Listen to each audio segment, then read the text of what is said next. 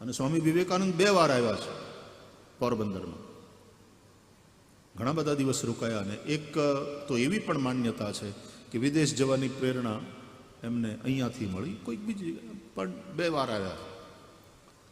એકવાર આપણે ઓલા જૂનો દરબારગઢ છે ત્યાં ઉતર્યા હતા, અને બીજી વાર અત્યારે જ્યાં રામકૃષ્ણ મિશનનું સેન્ટર છે ત્યાં સ્વામી વિવેકાનંદ રહ્યા. ખાલી 39 વર્ષ અને થોડા મહિના જીવ્યા, અને એ દરમિયાન આ મહાપુરુષે જે કામ કર્યું,